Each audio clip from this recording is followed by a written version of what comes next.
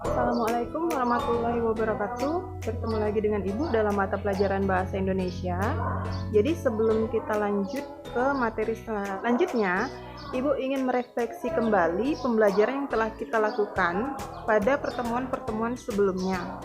Jadi pertemuan sebelumnya itu kita telah mempelajari tentang teks cerita fantasi. Nah, Ibu di sini Ibu hanya ingin mengingatkan saja untuk siswa yang belum mengumpulkan tugas keterampilan. Ingat, tugas keterampilannya itu banyak sekali yang belum mengumpulkan dengan Ibu. Jadi jumlah siswa 7C, 7D itu masing-masing 42 siswa, tetapi kelas 7C itu hanya 11 orang saja yang baru mengumpulkan tugas keterampilan. Nah, kelas 7D itu 13 orang saja. Dan yang paling Ibu sayangkan, yang mengumpulkan itu rata-rata anak pondok. Jadi Ibu tidak mau jika hanya anak pondok nanti yang akan naik ke kelas 8. Jadi akan Ibu sebutkan nama-namanya yang sudah mengerjakan pelajaran atau tugas keterampilan kelima.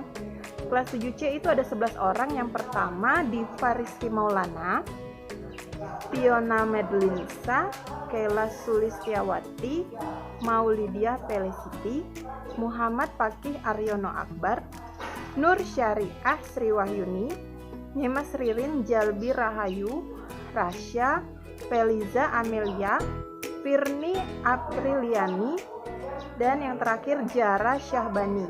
Nah, itu saja namanya kelas 7C yang sudah mengumpulkan tugas keterampilan membuat bagian resolusi dari teks cerita fantasi yang sudah Ibu buat. Kalian hanya membuat bagian resolusinya saja.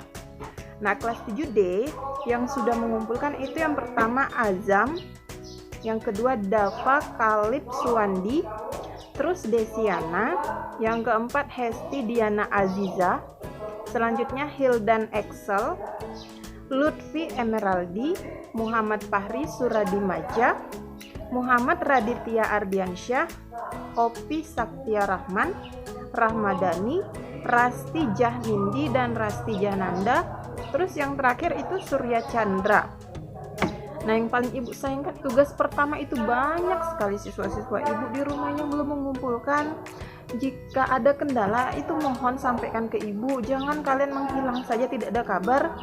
Kalau kalian tidak punya nilai, dari mana Ibu akan mengisi nilai rapot kalian? Ayo coba kalian pikirkan. Jadi kalian itu tidak libur. Kalian itu hanya belajar di rumah. Ini banyak sekali nama-namanya yang belum mengumpulkan. Jadi mohon pergunakan waktu sebaik mungkin selama kalian belajar di rumah. Kalau ada kuota, itu jangan hanya digunakan untuk bermain saja. Tolonglah kerjakan tugas itu tidak lama. Apalagi tugas Ibu itu ada yang hanya 5 baris, Ibu terima. Karena itu hanya bagian resolusi atau pemecahan masalahnya saja, itu sangat mudah. Ibu sudah membuat teks beberapa paragraf, kalian hanya menyambung membuat pemecahan masalahnya saja. Jadi mau sependek apapun tetap Ibu terima. Jadi Ibu mohon lagi, sekali lagi Ibu mohon dengan anak-anak Ibu yang di rumah, tolong kerjakan tugasnya. Dan jika ada tugas-tugas lain yang masih kosong itu tolong dilengkapi. Karena yang menentukan kenaikan kelas itu kalian sendiri. Kalau kalian benar-benar belajar di rumah, itu pasti kalian akan naik kelas. Nah, pada hari ini Ibu akan menyampaikan materi mengenai teks prosedur. Nah, sekarang ini Ibu akan mengajarkan kalian bagaimana cara membuat teks sekaligus praktiknya secara langsung. Mari anak-anak Ibu semua, siapkan bukunya. Jika ada hal yang kalian anggap penting, itu tolong kalian catat di buku kalian, di buku catatan kalian. Mari kita saksikan video berikut ini. Baik, Ibu akan menjelaskan mengenai teks prosedur. Teks prosedur ini merupakan materi bab ketiga kita.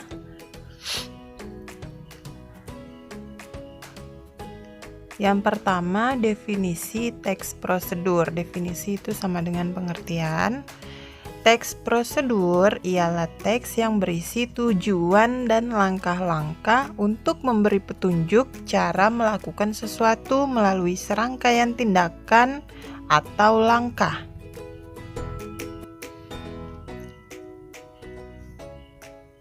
Selanjutnya, ciri-ciri teks prosedur.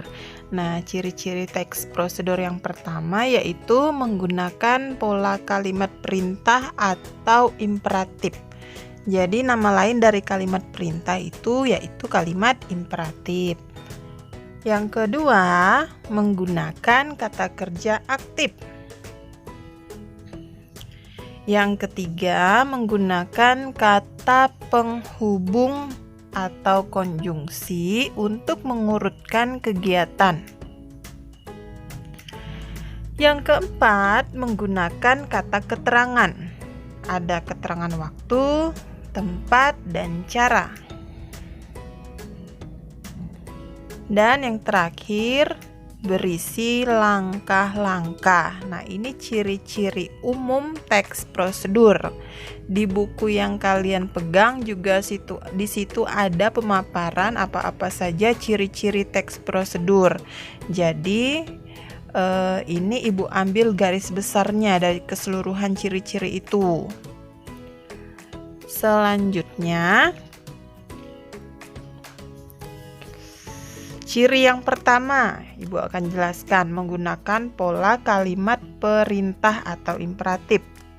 Kalimat perintah itu merupakan kalimat yang mengandung makna meminta atau memerintah seseorang untuk melakukan sesuatu. Nah, kalimat perintah ini sering sekali kalian gunakan dalam bahasa percakapan sehari-hari.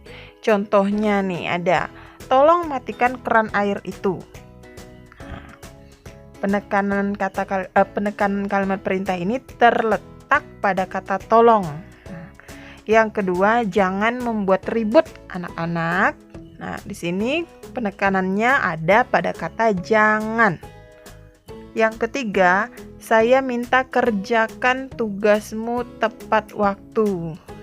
Nah, kalimat ketiga ini penekanannya ada pada kata kerjakan. Nah, di situ penekanan kalimat perintahnya.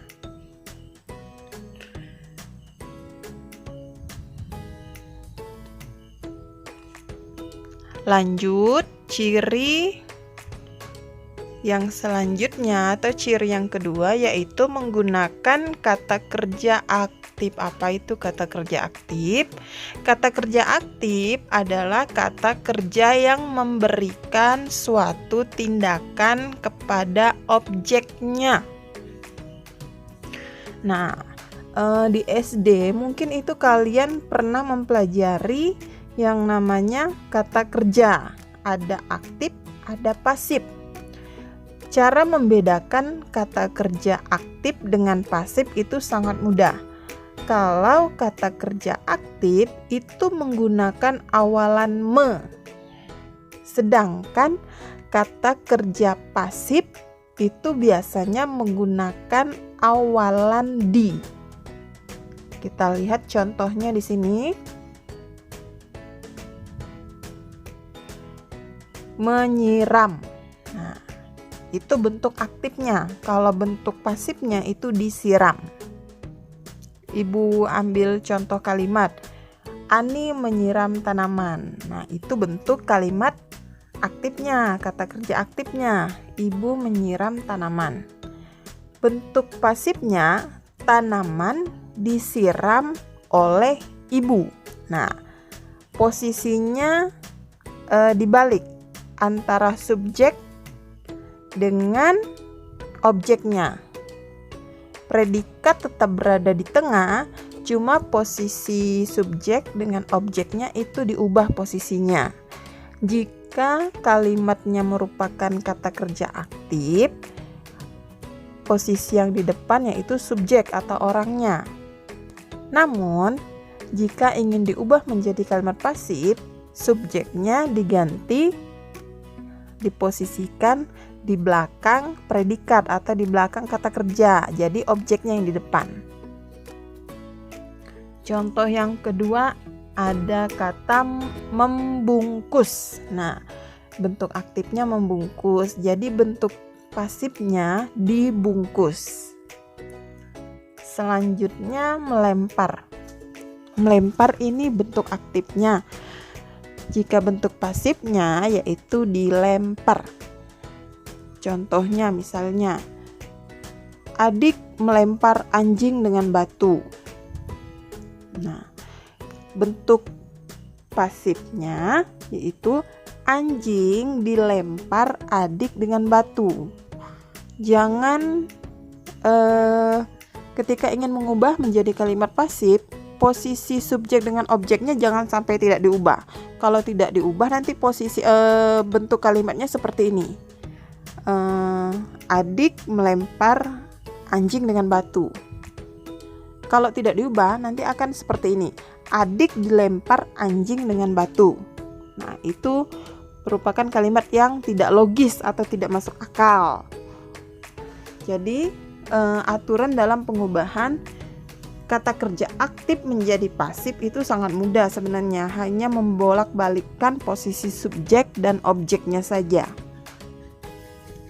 Selanjutnya, menggunakan kata penghubung atau konjungsi untuk mengurutkan kegiatan. Contohnya nih, kata-kata hubung yang sering digunakan dalam teks prosedur. Yang pertama, selanjutnya. Yang kedua, berikutnya. Selanjutnya, berikutnya, kemudian, lalu, dan setelah itu. Nah, ini ada 5 kata yang sering sekali digunakan dalam penggunaan pembuatan teks prosedur. Matikan kompor. Selanjutnya. Nah, terus ada lagi bentuk kalimat, bunyi kalimat seperti ini. Cuci sayur sampai bersih. Kemudian, nah, kata-kata ini selalu digunakan dalam pembuatan teks prosedur. Ciri yang selanjutnya kita lanjutkan, yaitu menggunakan kata keterangan waktu, tempat, cara. Ini ada contohnya. Yang pertama, irislah lobak menggunakan pisau tajam. Nah, menggunakan pisau tajam. Ini cara, keterangan cara. Contoh yang kedua, gunakan krim ini hanya pada malam hari sebelum tidur. Nah, ini keterangan waktu. Ini contoh keterangan waktu. Selanjutnya, tuang minyak ke dalam wajan lalu panaskan. Nah, ini keterangan tempat. 3 contoh kalimat ini juga sering digunakan dalam pembuatan teks prosedur. Ciri yang selanjutnya yaitu berisi langkah-langkah. Nah, yang namanya prosedur, tata cara melakukan sesuatu atau petunjuk melakukan sesuatu itu pasti berisi langkah-langkah. Teks prosedur umumnya berbentuk poin-poin yang berisikan langkah-langkah kegiatan. Setiap poin berkaitan dan menunjukkan urutan langkah yang harus dilakukan. Namun, ada pula teks prosedur yang berbentuk paragraf dan tidak menggunakan angka sebagai urutan. Nah, dari kalimat ini ada 2 model teks prosedur. Yang pertama itu menggunakan poin-poin, misalnya poin pertama, panaskan. Yang kedua, masukkan ini. Yang ketiga, nah itu pakai poin, menggunakan poin. Ada juga teks prosedur yang berbentuk kalimat narasi. Itu penulisannya berbentuk paragraf tanpa ada nomor-nomor di situ. Nah, itu hanya berbeda cara penulisan saja, tetapi isinya tetap sama. Nah, selanjutnya ada tugas mandiri untuk anak-anak ibu semuanya. Tugasnya yang pertama itu amatilah petunjuk memasak mie instan yang terdapat pada kemasan. Nah, ibu yakin di rumah kalian itu pasti ada stok Indomie. Mie apapun terserah kalian, mau mie sedap kah itu, mie ABC kah itu, pokoknya mie apapun boleh kalian jadikan petunjuk. Terus kalian lihat tulisan yang ada pada kemasannya. Selanjutnya, Identifikasikan petunjuk tersebut berdasarkan ciri teks prosedur. Tadi ciri teks prosedur itu ada 5. Kalian identifikasikan, Bu, identifikasikan itu seperti apa. Nah, perhatikan tabel nih. Ini ada tabel identifikasi. Jadi kalian mengerjakannya seperti yang di bawah ini. Ada ciri teks prosedur. Ada 5. Yang pertama itu menggunakan pola kalimat. Menggunakan pola kalimat perintah. Nanti kalian tulis kalimatnya yang ada dalam kemasan Indomie itu, kalimatnya itu bentuk kalimat perintahnya itu seperti apa, satu saja. Yang kedua menggunakan kata kerja aktif. Kalian cari kata kerja aktif yang ada pada kemasan Indomie tersebut, kalian tulis satu saja kata kerjanya. Yang ketiga menggunakan kata penghubung. Tulis kata penghubung, cari kalian kata penghubungnya yang terdapat dalam kemasan Indomie tersebut, kemasan mie instan tersebut. Tulis kalimatnya satu saja. Terus yang keempat itu menggunakan kata keterangan. Nah, ada 3. Tadi ada 3 dijelaskan, waktu, cara, dan tempat. Pilih salah satu saja yang ada pada kemasan mie instan tersebut.